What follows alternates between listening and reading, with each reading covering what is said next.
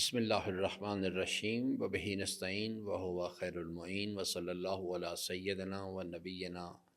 محمد و آلہ الطاہرین ربی شرح لی صدری ویسر لی امری واحلل عقدۃ من لسانی یفقہوا قولی۔ حضرات محترم، ابتدائی ماہ رمضان المبارک کے ایام میں ہم نے بات کی تھی ماہ رمضان المبارک کے حوالے سے کہ یہ ایک باقاعدہ روحانی ایکسرسائز ہے۔ یہ ایک حکم ہے کتب علیکم الصیام۔ اس حکم کی جو مقصدیت ہے، اس کی جو وہ ہے فلسفی، وہ کیا چیز ہے اور اس کے آداب کیا چیز ہیں، کیونکہ اگر اس حکم سے صحیح طور پر استفادہ کرنا ہے تو ہمیں پہلے پوری تفصیل کے ساتھ اس حکم کی تفصیلات جو ہیں اس کو سمجھ آنی چاہیے۔ 3 مراحل میں نے آپ کی خدمت پیش کیے تھے۔ پہلا مرحلہ ہے ایمان کا۔ یہ بنیادی اور کلیدی نقطہ ہے کہ اگر انسان کے پاس ایمان ہے، ایمان بھی از نظر قرآن، جس کے بارے میں حضرت ائمہ علیہ السلام کا فرمان ہے کہ کسی آدمی کے روزے اور نماز کو دیکھ کے اس کے ایمان کے بارے میں رائے قائم نہیں کرو، بلکہ اس کو عملی زندگی کے اندر دیکھو۔ اسے صادق القول صادق الوعد ہونا چاہیے، یہ ایک پہلی شرط ہے، اور دوسرا اسے امین ہونا چاہیے۔ یہ 2 بنیادی شرائط ہیں کہ جس کے ذریعے سے ایک ایمان یا انسان کا جو ایمان ہے اس کے بارے میں پرکھا جا سکتا ہے۔ تو پہلی چیز ہے ایمان۔ اس کے بعد اس ایمان کے ساتھ روزے کو شامل کرنا ہے، اس کو اس کے اندر اٹیچ کرنا ہے، اور اس کے باقاعدہ اپنے آداب و شرائط ہیں، اور اس کے اگر روزہ آداب و شرائط کے ساتھ رکھا جائے گا، صرف شکم کا روزہ آبزرو نہ کیا جائے بلکہ زبان کا روزہ، نگاہوں کا روزہ، ہاتھ کا روزہ، پاؤں کا روزہ، اور سب سے عالی ترین جو روزے کی شکل ہے جو وہ ہے کہ فکر انسان روزہ رکھے، یعنی فکر انسان جو ہے اس پر اللہ تعالیٰ کے حضور کا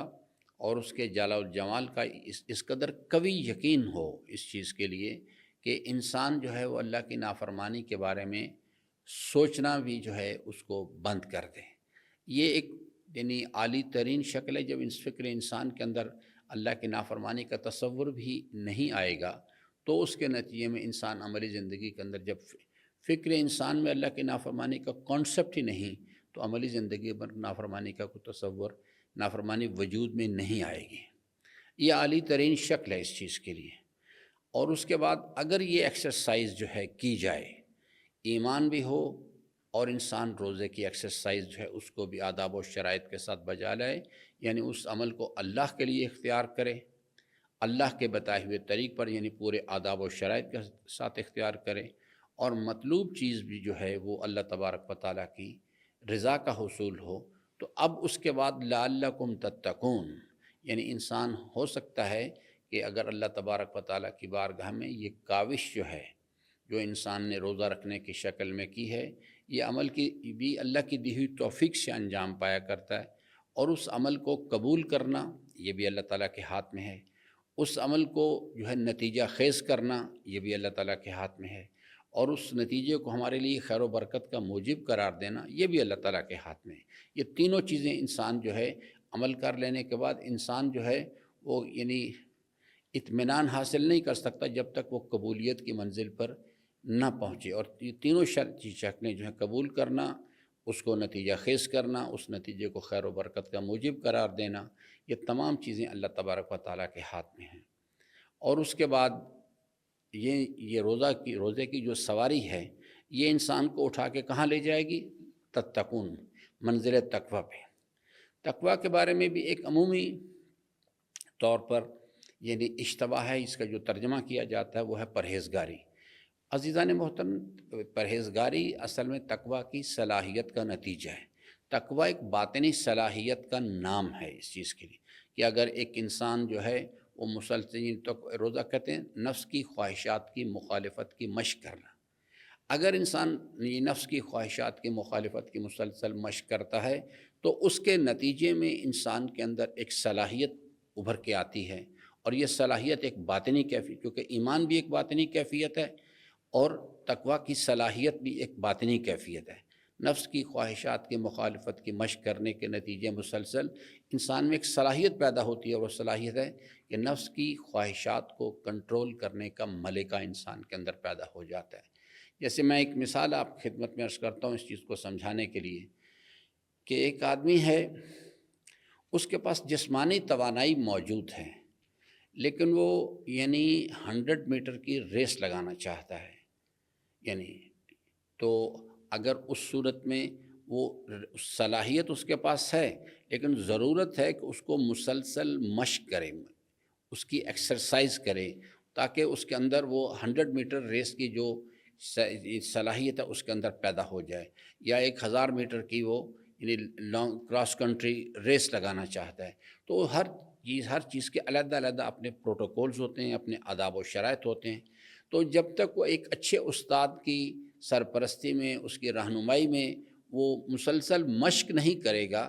اس کے اندر وہ صلاحیت جو ہے 1000 میٹر ریس لگانے کی، یا 100 میٹر ریس لگانے کی صلاحیت جو ہے اس کے اندر پیدا نہیں ہوگی۔ مسلسل مشق کرے گا، 1 مہینہ، 2 مہینے، 3 مہینے، 4 مہینے، ایک وقت آئے گا کہ اس کے اندر ایک اچھا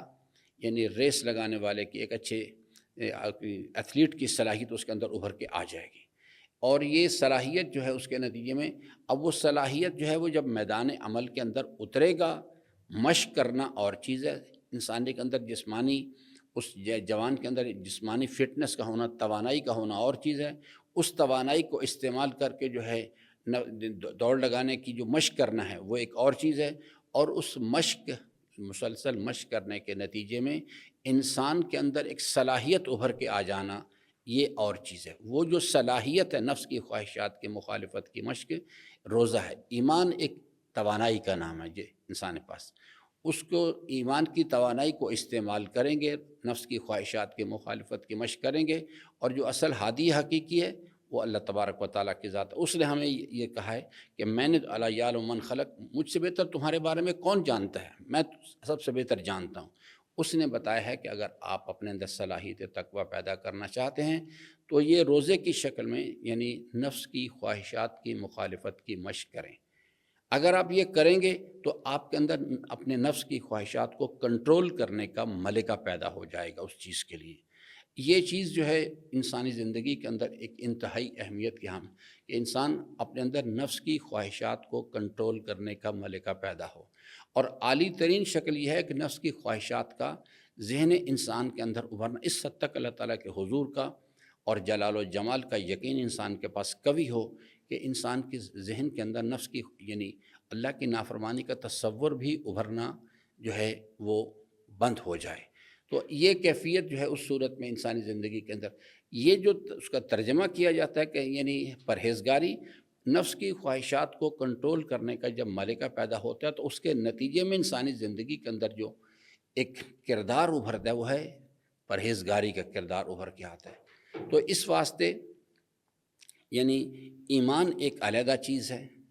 نفس کی خواہشات کی مخالفت کی مشق کرنا ایک علیحدہ پہلے معلوم ہونا چاہیے، اور پھر ہر انسان کے اندر بعض لوگ ہوتے ہیں وہ نفس کی خواہشات کی مخالفت کرتے ہیں، لیکن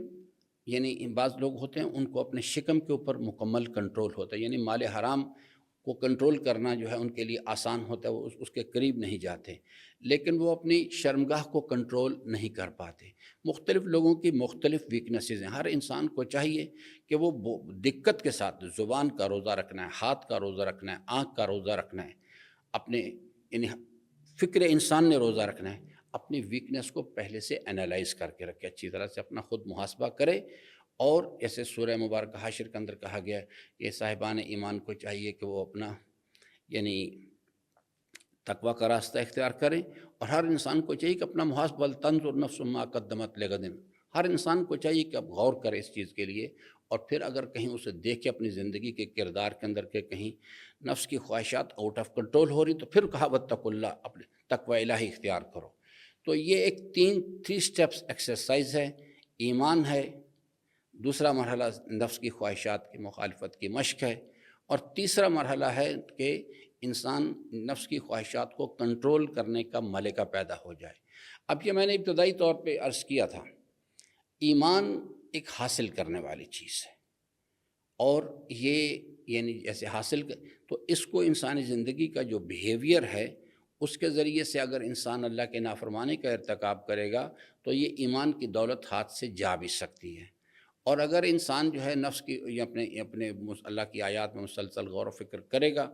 اللہ کی بارگاہ میں گریہ وزاری کے ساتھ دعا کرے گا، تو یہ ایمان کے اندر اضافہ بھی ہو سکتا ہے۔ اس کی اقسام ہیں، ایمان شہودی ہے، ایمان بالغیب ہے، ایمان مستقل ہے، ایمان غیر مستقل ہے، یہ اس کی مختلف تفصیلی شکلیں ہیں۔ تو یہ ایمان چونکہ حاصل کرنے والی چیز ہے، تو دوسرا مرحلہ اس کا یہ ہے، یہ کنزیوم ہوتا ہے۔ جیسے ہم موبائل کی بیٹری کو چارج کرتے ہیں اور جب اس کو موبائل کو استعمال کرتے ہیں تو بیٹری کنزیوم ہوتی ہے، اسی طرح سے ایمان ایک حاصل کرنے والی چیز ہے۔ اور یہ یعنی نفس کی خواہشات کی مخالفت جب انسان کرتا ہے تو یہ ایمان کی بیٹری کنزیوم ہوتی ہے، اس کو ریگولرلی ریچارج کرنے کی ضرورت ہوتی ہے، اور ہر وقت انسانی زندگی کے اندر، انسانی وجود، روحانی وجود کے اندر اتنا ایمان کی، یقین کی توانائی موجود رہنی چاہیے ہر لمحے، کہ جس کے ذریعے سے انسان جو ہے وہ نفس کی خواہشات کو، اگر نفس کی خواہشات ذہن انسان میں ابھر کے آتی ہیں تو ان کو وہ کنٹرول کر سکے، ان کو یعنی اپنے ارادے پر غالب نہ آنے دے۔ اتنا یہ ایمان کے انسان کے پاس ایمان ضرور رہنا چاہیے۔ یہ جو حدیث مبارک ہے کہ من ترک الصلاۃ متعمدا فقد کفر، وہ کفر کی منزل میں چلا جاتا ہے جو انسان نماز کو ترک کرتا ہے۔ اس کے اندر بھی اگر اس کی تفصیلی طور پہ اس کا پوسٹ مارٹم کیا جائے، اس حدیث کا کھولا جائے اس چیز کو، تو یہاں پر بھی یہ کہ نماز ایک یعنی اعلی ترین بہترین ذریعہ ہے قلب انسان کو اقم الصلاۃ علی ذکری، کل اللہ کی یاد سے آباد کرنے کے لیے ایک بہترین ذریعہ ہے۔ اگر انسان نماز کو ترک کر دے گا تو جو وہ سورس جو ہے جس کے ذریعے سے ایمان کی بیٹری ریچارج ہوتی ہے، قلب انسان اللہ کے حضور کے یقین سے ریچارج ہوتا ہے، جب وہ ختم ہو جائے گا تو ایک وقت آئے گا آہستہ آہستہ وہ ایمان کنزیوم ہوتا رہے گا، ایک وقت آئے گا وہ بالکل ختم ہو جائے گا۔ تو ایمان کو بھی انتہائی حفاظت کے ساتھ اور اس بیٹری کو ریگولرلی ریچارج کرنا چاہیے۔ دوسرا مرحلہ ہے یعنی نفس کی خواہشات کی مخالفت کی مشق کرنی ہے۔ یہ بھی مشق جو ہے ایک ماہ رمضان المبارک کا ایک ریفریشر کورس ہے جو ہر انسان کو یعنی اون کرنا پڑتا ہے، لیکن اس کے ساتھ ساتھ جو ہے ہر انسان کو اپنا انالیسس کرنا چاہیے۔ یا فاسألوا اہل ذکر ان کنتم لا تعلمون، اگر آپ حقائق سے بے خبر ہیں تو کسی ریلیونٹ اسپیشلسٹ کے ساتھ ضرور رابطہ رکھیں۔ آپ اپنے گرد و پیش میں کوئی نہ کوئی آدمی موجود ہوگا، ضروری نہیں کہ وہ کوئی یعنی مرویہ عالم دین ہی کوئی ہو، کوئی بھی شخص ہو سکتا ہے، کوئی اللہ کا بندہ جو ہے یعنی وہ اللہ کا جو نیک بندہ ہے، علماء ربانیون میں سے اس کے ساتھ رابطہ رکھیں، وہ آپ کی رہنمائی کرتا رہے گا کہ آپ نے یعنی اپنے آپ کو ان چیزوں سے بچا کے رکھیں۔ تو جیسے حضرت کی سیرت مبارکہ میں ہمیں ملتا ہے، حضرت مہینے میں 3 روزے رکھا کرتے تھے، بہرحال ان کے اوقات ہیں مختلف ہیں، وہ دیگر تفصیلات ہیں، لیکن کم از کم مہینے میں 3 روزے انسان کو چاہیے کہ وہ ضرور ایک مستحب طور پہ رکھے، تاکہ وہ مہینہ جو ہے ایک روزہ دار کے طور پہ اس کا شمار ہو اور وہ اپنی بیٹری کو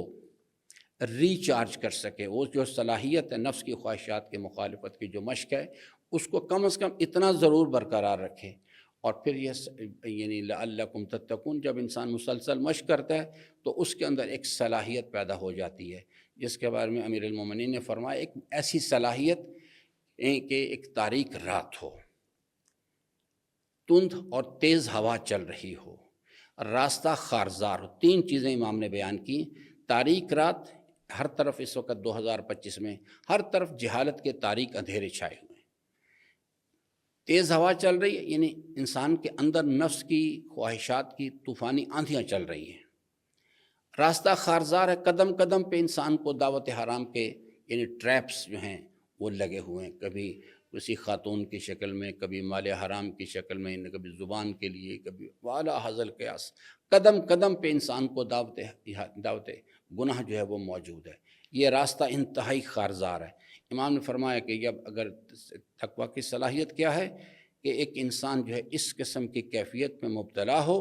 اور اس نے باریک لباس پہنا ہوا ہو۔ باریک لباس کیا چیز ہے؟ ایمان کا لباس ہے۔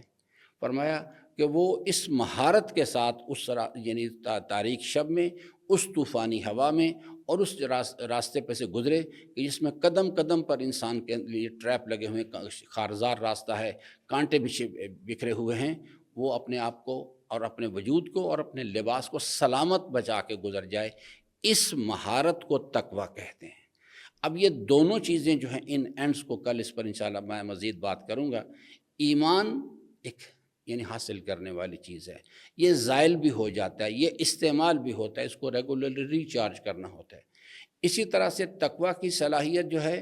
وہ بھی ایک حاصل کرنے والی چیز ہے، خود بخود کسی کے پاس نہیں آتی۔ امام المتقین کی یعنی ولایت کا اقرار کرنا اور صرف زبانی طور پر یہ کہنا کہ امیر المومنین کو میں اپنا پیشوا مانتا ہوں، اس کے ذریعے سے مسئلہ حل نہیں ہوا کرتا۔ اس کے لیے انسان کو جو راستہ اللہ تبارک و تعالیٰ نے اپنے اولیاء کے ذریعے سے اور اپنے کلام میں بتایا ہے، اس راستے سے بہرحال گزرنا ہے انسان نے۔ تو یہ